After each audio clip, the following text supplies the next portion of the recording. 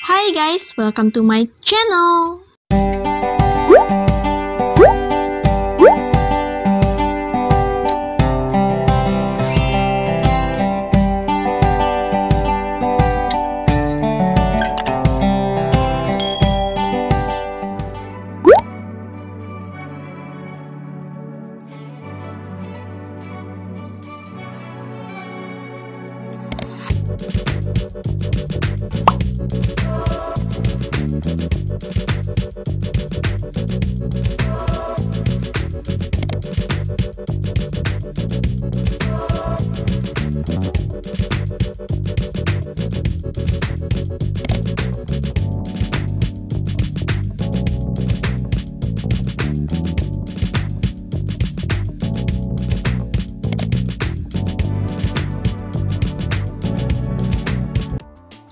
Terakhir, kita sudah bahas sampai Yowon berhasil menyusup ke dalam istana kekaisaran dengan bantuan Raja Zhu Taikan. Namun, karena ulah seorang Kasim yang bernama Oh Taesung, Yowon jadi tidak bisa memasuki istana kaisar. Tapi Yowon tidak masalah karena orang yang dia curigai sebagai mata-mata Blood God Six Martial adalah Yun Baekho, ajudan Yeon Namgun. Kebetulan juga Yun Baekho kenalan Lee Yihan yang saat ini wajahnya dipinjam oleh Yowon. Yun Baekho mengajak Lee Yihan pergi ke suatu tempat. Tempat itu adalah gudang beras kekaisaran dan ternyata telah menunggu sekelompok pendekar di dalam sana. Yun Baekho tiba-tiba berteriak kalau Yowon atau yang dia tahu adalah Yihan adalah seorang mata-mata. Si bos menyuruh anak buahnya untuk menangkap Yowon dan menyuruhnya berlutut. Hasilnya Gatot. Si bos malah takut dengan kekuatan Yowon. Situasi pun menjadi berbalik saat Yowon mencengkram leher si bos yang berusaha untuk kabur. Si bos ini sangat bangga dengan kekuatannya yang berada di level Grandmaster. Tapi saat lehernya dicengkram Yowon, dia nggak berdaya sama sekali. Siapa sih ini orang kuat bener? Umumnya seorang mata-mata hanya belajar ilmu bela diri sekadarnya aja. Padahal si bos hanya merasakan energi yang biasa saja dari Yowon. Tapi cengkraman Yowon pada lehernya mengandung energi yang di luar nalarnya. Yowon pun melepaskan kain yang menutupi wajah si bos dan ternyata si bos adalah seorang Kasim. Terlihat dari wajahnya yang putih karena bedak dan baju di balik jubah hitam yang dikenakannya. Dan yang lebih mencolok adalah Yowon merasakan energi yin dari si bos. Energi yang berbeda dari para pengikut Blood God Six Martial. Yowon merasa aneh. Yowon menoleh pada Yun Baekho yang berdiri diam ketakutan setelah melihat yang dilakukan Yowon tadi. Yowon bertanya pada Yun Baekho, bukannya mereka mata-mata dari sekte Blood God Six Martial? Meski tubuhnya bergetar ketakutan, Yun Baekho menjawab dia nggak ngerti apa maksud Yowon. Artinya mereka bukan mata-mata dari Blood God Six Martial. Yowon pun menghilangkan energi yang menekan para anak buah si bos. Banyak dari mereka yang pingsan karena gak kuat menahan energi mengerikan itu. Ternyata kelompok Kasim ini gak ada apa-apanya. Yowon menarik Yun Baekho ke arahnya dengan energi dan Yun Baekho pasrah aja. Emang gue bisa apa ngelawan monster kayak gitu? Yowon membuat Yun Baekho berlutut dengan energinya dan bertanya kenapa anggota pasukan emas memiliki hubungan dengan kelompok Kasim. Yun Baekho diam saja, dia bingung harus bagaimana. Tapi meski musuhnya sangat kuat, kalau dia membuka mulutnya itu artinya dia mengkhianati rekannya yang lain. Lebih baik dia mati saja. Melihat itu, Yowon dengan santainya mengibaskan tangannya. Saat itulah tangan kanan Yun Baekho terpelintir ke belakang, membuat tulang sikunya yang patah keluar menembus kulitnya. Mantap. Bisa bayangin gak sih sakitnya saat tulang yang sehat tiba-tiba dipatahin begitu aja? Yun Baekho gak bisa berteriak kesakitan sekalipun dia mau, karena Yowon membekap mulutnya dengan energinya. Yewon pun menatap Kasim yang masih dicengkram lehernya yang sekarang telah menjadi pucat ketakutan. Yang menyeramkan dari Yewon adalah sorot matanya yang dingin dan tidak berkedip sekalipun saat dia menyiksa orang. Emang itu keahlian si Yewon. Sedangkan Yoon Baek-ho yang gak bisa teriak kesakitan, hanya bisa menangis, lupa kalau dia seorang prajurit. Yewon yang bodoh amat sama keadaan Yoon Baek-ho berkata, kalau Yoon Baek-ho nggak menjawab pertanyaannya lagi, tangan satunya bakal mengalami nasib yang sama. Manusia adalah makhluk yang unik. Sesaat tadi, Yoon Baek-ho lebih memilih mati daripada mengkhianati rekannya. Tapi setelah merasakan sakit dan penderitaan, keyakinannya itu lenyap. Yewon melepaskan energi yang membekap mulutnya. Yoon Baek-ho menjawab kalau dia adalah mata-mata kelompok Kasim. Yewon agak kaget. Lah, jadi lu Kasim juga? Yoon Baek-ho menjelaskan dia memang dilatih oleh para Kasim, tapi dia sendiri bukan seorang Kasim. Masih normal guys. Yewon merasa kecewa. Dia mengharapkan yang ada di gudang itu adalah mata-mata dari Blade God Six Martial, tapi ternyata bukan. Mereka malah mata-mata dari kelompok Kasim. Buat Yewon mereka nggak berguna. Apa dibunuh aja ya, pikir si Yewon. Sambil menimbang-nimbang mau dibunuh apa enggak, Yewon bertanya satu hal lagi. Kenapa Yoon Baek-ho ditempatkan di pasukan emas? Apa mereka lagi memata-matai Zu Taikan? Yoon Baek-ho menjawab kalau dia diperintahkan untuk mencari tahu apa Raja Zu Taikan membentuk suatu hubungan dengan The Lord Kultus Iblis. Yewon mengerutkan dahinya. Sepertinya dia nggak bohong. Sekarang sudah jelas kalau Yoon Baek-ho diperintahkan untuk mengawasi pergerakan Zu Taikan. Apa Zu Taikan sedang mencoba menggulingkan kakaknya Zu Taeyun dengan bekerja sama dengan kultus? Itu pikirannya si Kasim ini ya. Saat itu Yoon Baek-ho bersujud dan memohon ampunan pada Yewon untuk dilepaskan. Dan dia berjanji dia nggak akan melakukan apapun pada Zu Taikan. Yoon Baek-ho telah memilih mengkhianati rekan-rekannya. Yewon melihat Yoon Baek-ho dengan gak percaya. Sepertinya Yoon Baek-ho bukan mata-mata terlatih.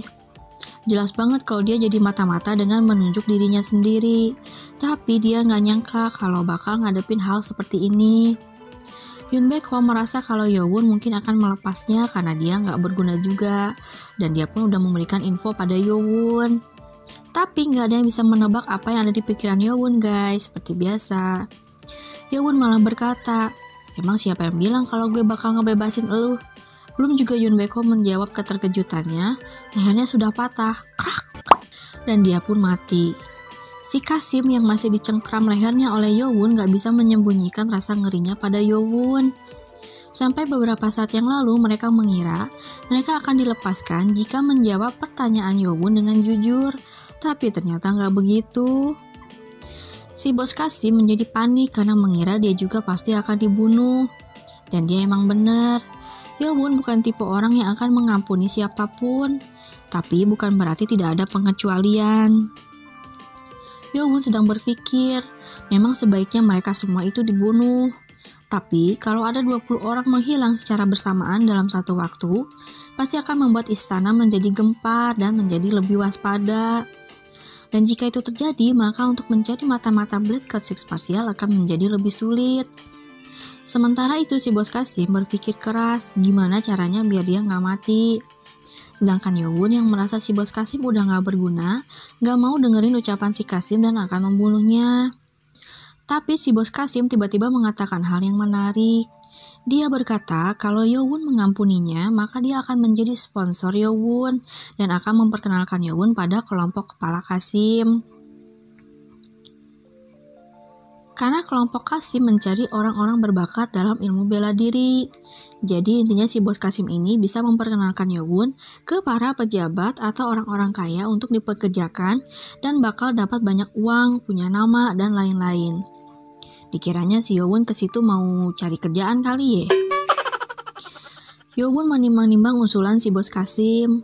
Kenyataan kalau si bos Kasim mau melayani Yewon sebagai sponsornya bukan sesuatu yang seorang pendekar akan lakukan.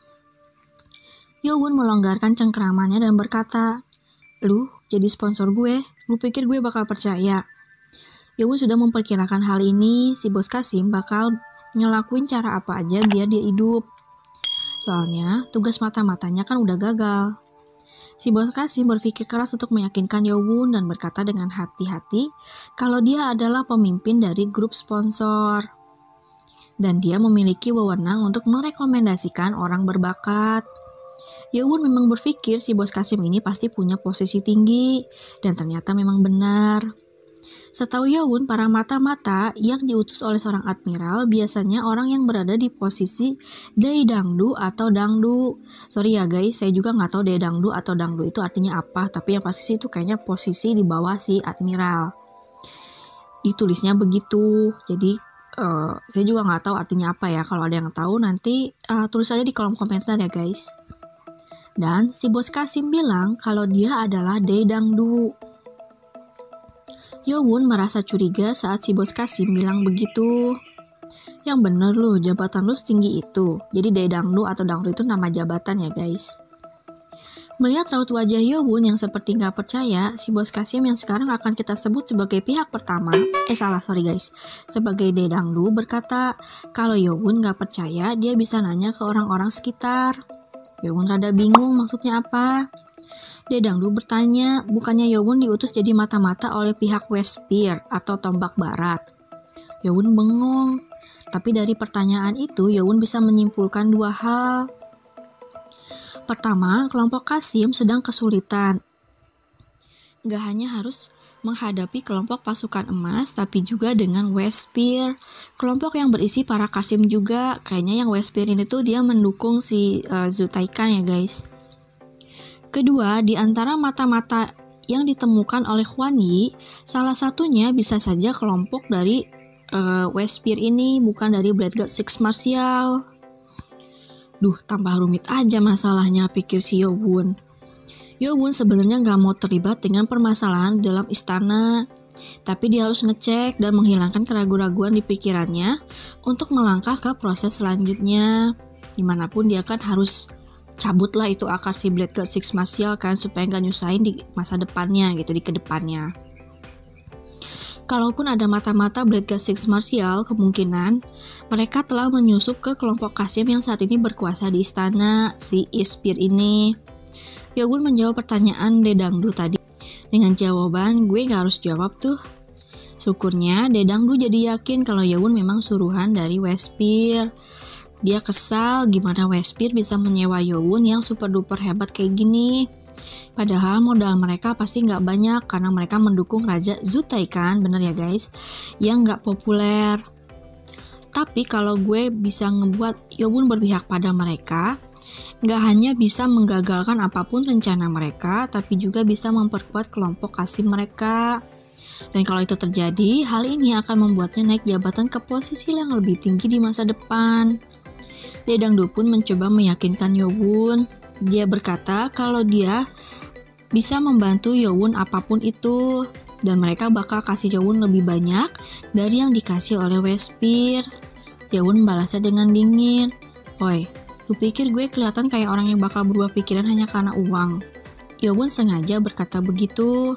Kalau dia juk-juk setuju pindah haluan, itu pasti mencurigakan. Yowun sengaja berkata begitu dan efeknya seperti perkiraannya. Daedangdu menjadi panik dan bingung harus gimana. Ternyata Yowun bukan orang sembarangan, pikir si Daedangdu. Ya iyalah. Dia pun mengeluarkan segenap kemampuan terakhirnya. Daedangdu berkata, karena Yowun sangat kuat dan berbakat, dengan sedikit usaha tambahan, kelompok Kasim bisa merekomendasikan Yowun untuk bisa bekerja di bawah Raja Muda. Yang Daedangdu maksud adalah Raja Zutaiyun. Kelompok Kasim mendukung Zutaiyun karena dia adalah pangeran pertama, maksudnya yang si Ispir ya. Yowun memang sudah mendengar kalau Zutaiyun memiliki pasukan pengawalnya sendiri. Ternyata urusannya jadi tambah rumit aja. Situasi terburuk dan menyebalkan adalah kalau Blade God Six Martial ternyata ada hubungannya dengan Zutaiyun. Jadi tujuan mereka gak hanya mau menguasai dunia murim, tapi juga kekaisaran. Yowun pun memutuskan untuk mengikuti permainan Daedangdu dan berkata, "Bener kan? Lu bisa ngenalin gue ke Raja Muda?" Dedangdu merasa senang karena berhasil menarik Yowun ke pihak mereka. Dedangdu meyakinkan Yowun kalau dia pasti bisa melakukan itu. Yowun pun melepaskan cengkramannya dan berkata, "Dedangdu, buktikan kata-katamu." Sementara itu, bagian kiri Istana Naga ada istana bunga untuk para dayang istana. Istana bunga ini hanya bisa dimasuki oleh para dayang dan kaisar saja. Di zaman itu, para dayang istana dianggap sebagai wanitanya kaisar ya guys. Jadi kaisar boleh milih tuh mau yang mana untuk jadiin selir. Enak bener ya jadi kaisar. Di bagian baratnya terdapat hutan bambu, di mana seseorang yang mengenakan jubah diam-diam memasuki hutan itu. Meskipun gelap karena matahari telah tenggelam, tetapi orang itu berjalan dengan sigap seperti sudah hafal jalannya. Tetapi seseorang mengikutinya dan orang itu nggak menyadarinya. Sama seperti orang itu, orang yang mengikutinya juga mengenakan jubah. Kalau diperhatikan baik-baik, terlihat jirah emas di balik jubahnya. Pria dengan jirah emas itu adalah prajurit kultus mata-mata. Jadi, gak hanya Yowun saja yang menyusup ke istana, tapi anak buahnya pun ikut menyusup dengan mengikuti 5 mata-mata yang dicurigai oleh pihak kultus. Mereka adalah prajurit elit kultus dengan level minimal Grandmaster atau hampir mendekati Superior Master. Orang yang diikutinya tiba-tiba berhenti. Dia pun ikut berhenti dan bersembunyi. Dia telah dilatih untuk menjadi assassin dan kemampuan bersembunyinya sangat tinggi. Setengah jam setelah orang yang diikutinya berhenti, muncul seseorang. Saat itu memang gelap, tapi cahaya bulan membuat semuanya terlihat jelas. Seseorang yang baru datang itu mengenakan pakaian dayang istana. Dia mengenakan jubah sutra merah, sepertinya dia berada di posisi tinggi di antara para dayang istana. Saat pria itu berkonsentrasi mendengarkan pembicaraan mereka, tiba-tiba dayang istana itu menghilang dengan cepat. Menyadari telah terjadi sesuatu di bawah, pria itu memfokuskan penglihatannya dan terkejut karena ada suara di belakangnya yang berkata, "Kayaknya ada tikus di istana agung ini." Pria itu yang merasakan bahaya langsung berusaha kabur dengan menendang potongan bambu pada dayang itu. Tapi bahkan sebelum dia melakukannya, seseorang sudah memukul tengkuknya dan membuatnya pingsan dan dia pun jatuh ke tanah. Dayang istana itu berkata, "Sudah saatnya kita memburu para tikus." Setelah selesai mengucapkan kalimat itu, terlihat puluhan pasang mata dari dalam hutan bambu. Matahari telah tenggelam sepenuhnya. Cahaya bulan tertutupi oleh awan. Obor-obor telah dinyalakan. Terdapat banyak bangunan di dalam istana naga. Dimulai dari istana permaisuri, istana para selir, dan juga bangunan-bangunan tempat para pejabat bekerja. Bangunan di sisi timur adalah tempat para Qasim Ispir. Saat ini ada 10 orang yang sedang berjalan menuju bagian dalam tempat itu. 9 diantaranya mengenakan pakaian Qasim dan 1 sisanya mengenakan baju zirah emas. Dia adalah Chun Yowun. Para Qasim yang berjalan bersama Yowun bergidik ngeri saat nggak sengaja bertatapan dengan Yowun. Meski Dedangdu berkata kalau tidak perlu mengkhawatirkan keberadaan Yowun, tapi mereka semua merasa ngeri dengan kekuatan Yowun. Mereka semua berpikir kalau mereka nggak akan bisa menang melawan Yowun. Mereka masih ngeri dengan kejadian saat Yowun membunuh Yun Baekho tanpa berkedip. Di saat yang lain merasa ketakutan, hanya 1 orang yang tampak ceria. Kayak besok mau lebaran gitu. Dedangdu sangat bersemangat karena akhirnya dia bisa melakukan sesuatu yang luar biasa. Dia pikir dia pasti akan dihargai karena berhasil mengundang seorang pendekar dengan level Perfect Supreme Master yang langka. Tapi Yowun merasa jengkel karena si Dedangdu ini bawel banget. Ini pertama kalinya Yowun bertemu orang yang cerewet selain Hubong. Yowun berusaha cuek aja mendengar ocehan Dedangdu. Tapi dia nggak tahan sama suara tawanya yang melengking. Untung aja mereka hampir sampai ke tempat tujuan mereka. Yowun melihat sebuah gedung di mana para Qasim Ispir tinggal dan bekerja. Bangunan itu menyerupai sebuah mansion yang megah. Terlihat sekali betapa berkuasanya kelompok Ispir ini dalam istana. Mansion itu mampu menampung sekitar 2-3 ribu orang. Sepertinya rumor yang mengatakan bahwa di istana saat ini penuh dengan para Qasim itu benar. Yowun mengikuti Daedangdu sampai ke depan gerbang mansion itu. Daedangdu berbicara pada penjaga gerbang dan menanyakan apakah Admiral Lim ada di dalam. Penjaga itu menjawab kalau Admiral Lim belum kembali. Biasanya jam segitu Admiral Lim sudah kembali ke kediaman. Mungkin karena Raja Zutaikan telah kembali, jadi pekerjaannya bertambah. Dan sudah pasti Otesung yang merupakan tangan kanan Admiral Lim pun pasti belum kembali juga. Daedangdu melirik Yowun dengan cemas. Padahal tadi dia udah gebar-gembor bakal kenalin Yowun sama atasannya. Tapi ternyata malah pada nggak ada. Kalau belum ada izin dari Admiral Lim atau paling nggak Otesung, Yowun nggak bisa masuk ke mansion itu. Tiba-tiba Daedangdu mendapat ide cemerlang.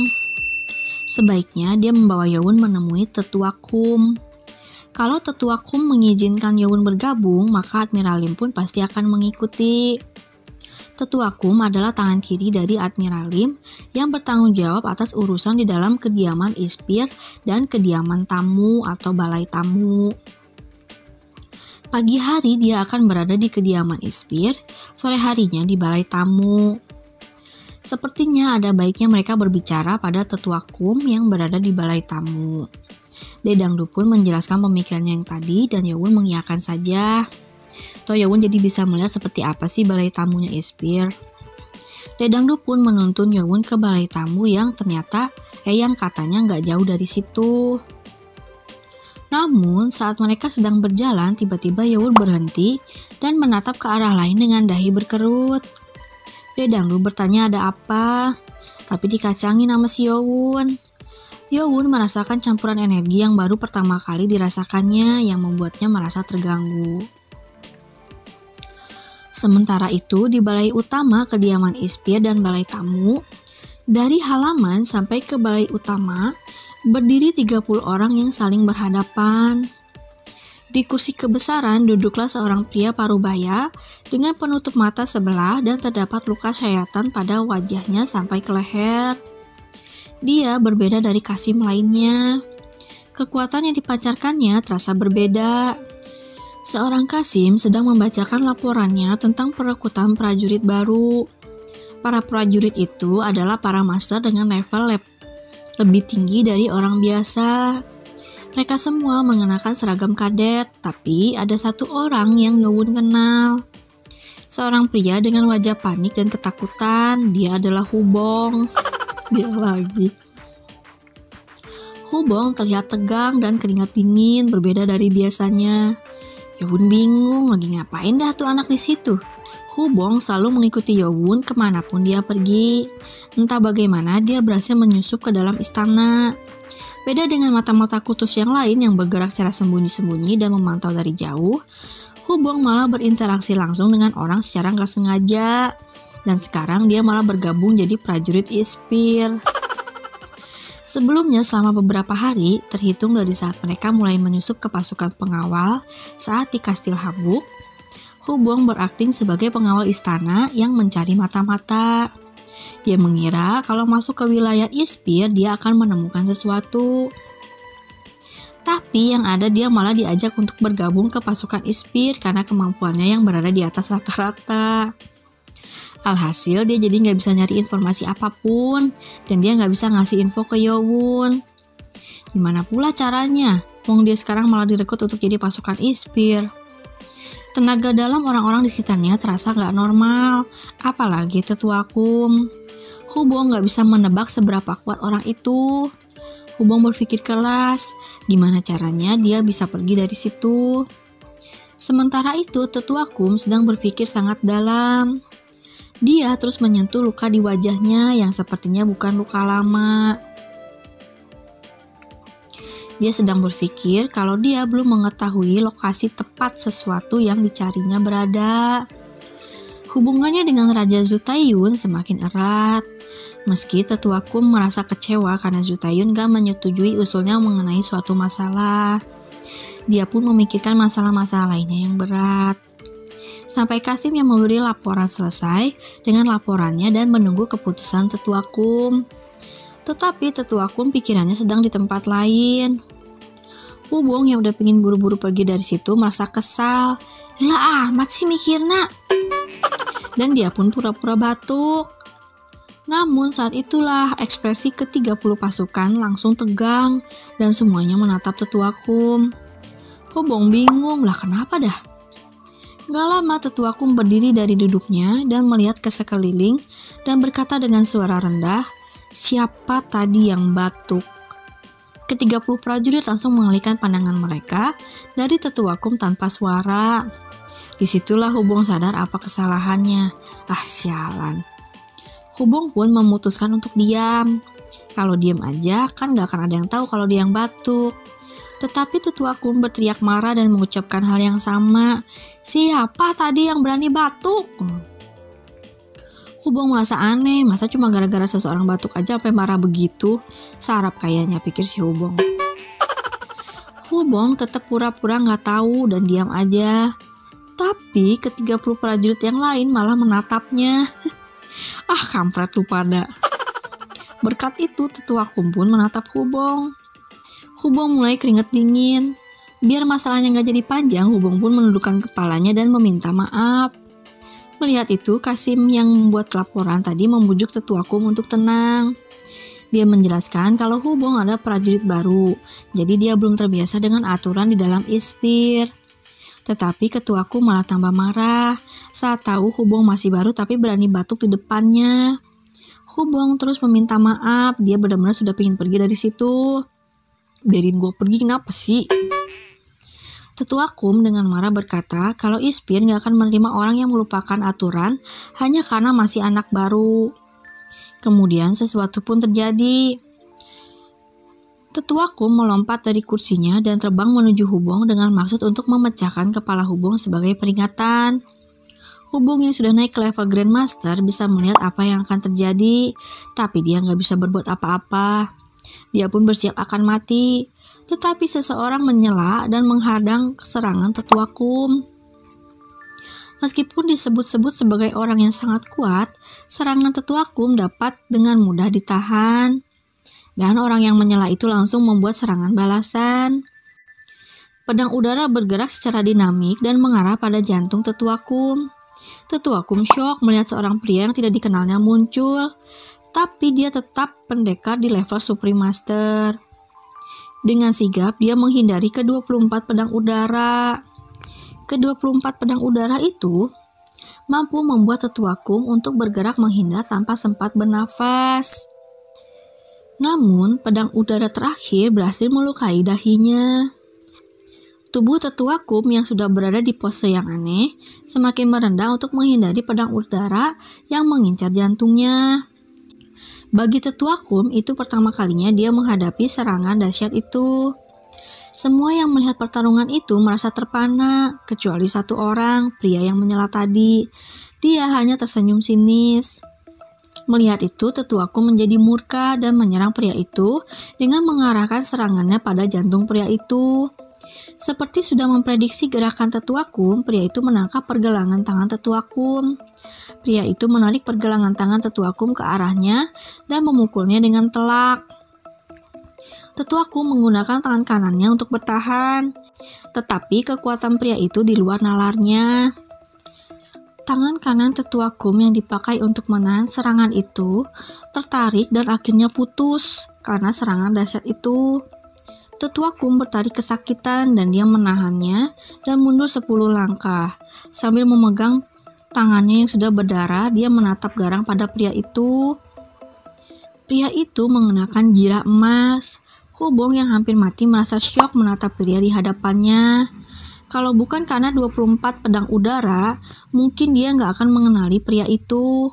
Pria itu adalah Yowun. Ingat ya guys, di sini Yowun pakai topeng wajah Li Yihan. Energi Chi yang dilepaskan Yowun yang sudah mencapai level perfect Supreme Master sangat luar biasa. Itu adalah hal yang wajar bagi seseorang untuk bisa merasakan kekuatan orang lain. Tapi saat orang itu semakin dekat, maka akan terasa lebih jelas energi orang tersebut. Yowun yang saat itu sedang berjalan menuju balai tamu bersamaan dengan Dedangdu, merasakan energi Hubong di balai utama dan langsung melesat meninggalkan Dedangdu dan para Kasim lainnya. Wajah Hubong langsung cerah seketika. "My lord," Yowun berkata kalau Hubong telah bekerja dengan baik. Untuk menyelamatkan Hubong tadi, Yowun jadi berhadapan dengan Tetua Kum. Dan dia pun jadi menemukan hal yang dicarinya. Meskipun Tetua Kum berusaha menutupinya, tapi Yowun tidak akan tertipu. Dan dia tahu kalau Tetua Kum telah melebihi limit manusia. Hubong bingung, perasaan dari tadi gue bikin masalah mulu. Apanya yang udah bekerja dengan baik? Yowun berkata kalau Hubong telah menemukan mata-mata dari Blade God Six Martial. Hubong shock. "Hah? Serius? Maksudnya Kasim gila itu mata-matanya?" Hubong masih melongo, dia masih gak percaya. Hubong melirik pada Tetua Kum yang sedang menutup luka di tangannya yang putus dan diselubungi oleh uap putih. Saat itulah Yowun memberi peringatan pada Hubong kalau dia kasih sinyal, Hubong harus lari atau sembunyi. Hubong bingung dengan perintah Yowun, tetapi Tetua Kum sepertinya merasakan sesuatu yang dirasakan oleh Yowun juga. Kita sedikit flashback dulu ya guys. Tetua Kum sendiri keadaannya tidak baik setelah diserang Yowun. Wajahnya pucat saat sedang menghentikan pendarahan pada tangannya yang putus. Saat dia berduel dengan Yowun tadi, dia langsung tahu kalau Yowun bukan berasal dari pasukan emas. Bahkan Komandan Selatan yang terkenal sebagai prajurit terbaik di antara para pengawal, terlihat tidak ada apa-apanya di hadapan Yowun. Lawannya ini sepertinya berada di level Perfect Supreme Master. Udah jelas Yowun bukan berasal dari istana. Jadi siapa sebenarnya dia?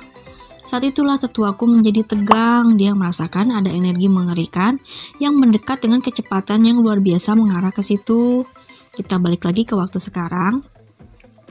Tetua Kum berteriak pada para prajurit untuk segera melakukan formasi bertahan karena bakal ada serangan dari luar. Para prajurit baru bingung serangan apaan.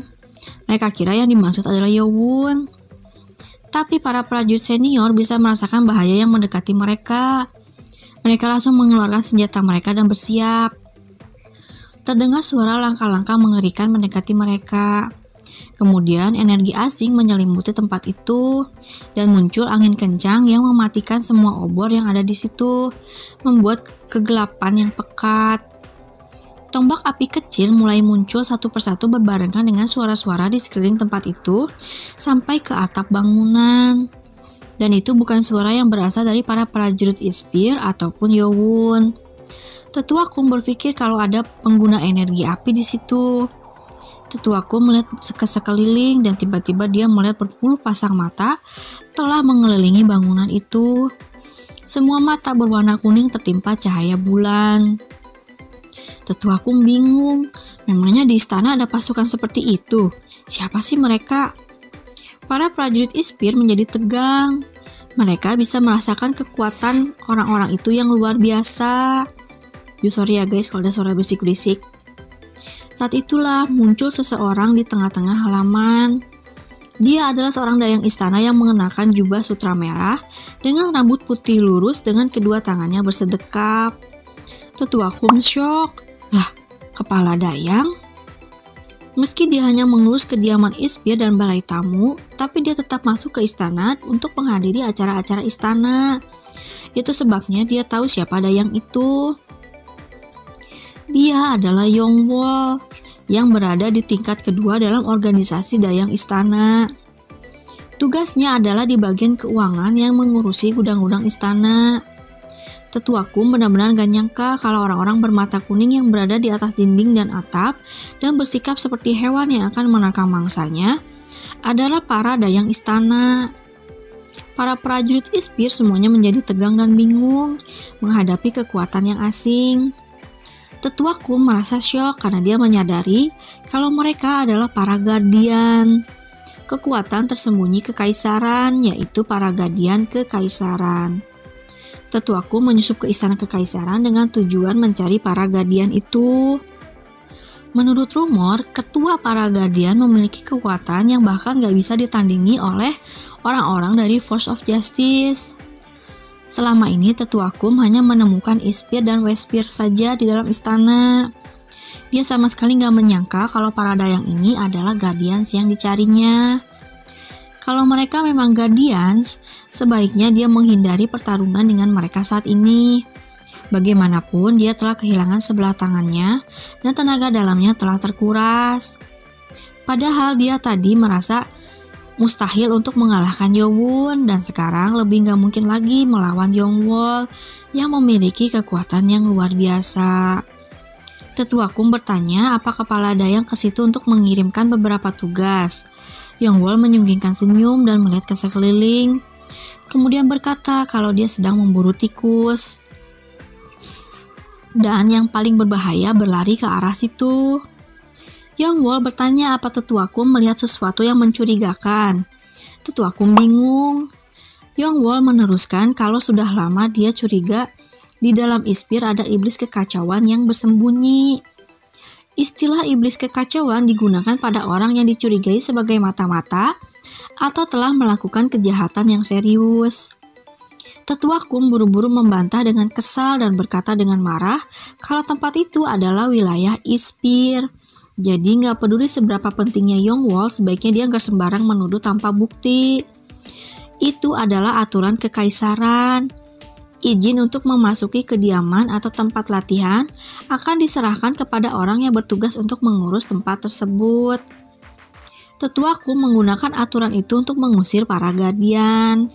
Tapi Yongwol berkata kalau dia ke situ bukan sebagai kepala dayang, tapi dia datang sebagai anggota Guardians Kekaisaran yang sedang dicari-cari oleh Tetua Kum.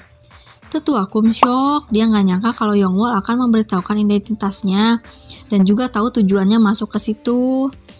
Hanya ada satu alasan Guardians menunjukkan dirinya, yaitu untuk menghukum orang-orang yang telah mengganggu ketenangan istana kaisar. Tetua Kum berusaha ngeles dengan bilang kalau dia nggak ngerti apa maksud Yongwol. Setelah berkata kalau semua orang juga bilang begitu, Yongwol mengumpulkan energi di tangannya. Merasakan bahaya, Tetua Kum mengangkat tangannya dan berkata dengan panik kalau iblis kekacauan yang dicarinya adalah pria yang telah memutuskan satu tangannya. Dipikirnya Yongwol bakal teralihkan, tapi Yongwol malah nggak peduli dengan itu. Yongwol menjelaskan kalau dia udah menandai Tetua Kum sejak dia memasuki istana. Tetua Kum gak nyerah dan menunjuk ke Yowon kalau dialah iblis kekacauan yang Yongwol cari. Tapi ternyata Yowon dan Hubong udah gak ada di sana. Doeng. Udah jelas saat obor-obor mati tadi, Yowon dan Hubong langsung cabut dari sana. Tetua Kum syok karena orang yang mau dia jadiin kambing hitam malah menghilang. Suhe. Gak peduli Yowon ada atau enggak, kepala dayang atau pimpinan ketiga dari Guardians telah memerintahkan anak buahnya untuk mengepung bangunan itu. Dan di bawah aturan istana, dia memerintahkan untuk menangkap Ispir. Dan kalau ada yang melawan, bunuh aja. Saat itulah para dayang langsung menyerang dan para prajurit menusukkan tombak mereka melakukan perlawanan. Tawuran pun terjadi. Awalnya para prajurit meremehkan para dayang karena mereka hanya wanita. Seorang prajurit menebaskan tombak mereka pada seorang dayang. Tetapi dayang itu menahan serangan itu dengan tangan kosong yang telah diselimuti oleh Ci. Tombak yang seharusnya memotong tubuh dayang itu malah terpantul saat mengenai kulit mereka seperti menebas sesuatu yang keras. Memanfaatkan kebingungan prajurit itu, dayang itu mengumpulkan energi Ci di telapak tangan dan menusukkan tangannya pada prajurit itu tepat di jantungnya. Celep! Prajurit itu merasakan jantungnya terbakar bersama dengan organ dalam lainnya. Asap hitam keluar dari mulut prajurit yang mati itu. Semua yang melihat itu menjadi syok. Ada yang aneh dengan para dayang itu. Yang lebih gila lagi, para dayang ini seperti nggak merasakan sakit sama sekali. Meski ada yang berhasil menebas para dayang ini, tapi mereka masih tetap menyerang, meskipun tangannya putus sekalipun. Saat sadar kalau pedang ataupun tombak nggak mempan pada dayang-dayang tersebut, para prajurit langsung menggunakan energi Ci mereka untuk menyerang. Untungnya serangan Ci itu berhasil melukai para dayang itu. Meskipun mereka kuat, tapi belum sekuat Tetua Kum. Jadi butuh waktu lama untuk menumbangkan satu dayang. Mereka sadar kalau bahaya untuk melawan para dayang itu. Tetapi para dayang itu terus menyerang mereka tanpa ampun. Sementara itu, Tetua Kum yang menyaksikan apa yang terjadi merasa senang dalam hati. Akhirnya dia menemukan apa yang dicarinya selama ini. Bersambung guys. Bersambung ya guys, jangan lupa baca manhwanya di webtoonnya ya guys, kasih love, add favorite, dan kasih rate yang tinggi, biar autornya semangat buat manhwanya. Kalau ada kritik dan saran, tulis aja di kolom komentar ya guys. Assalamualaikum, bye-bye.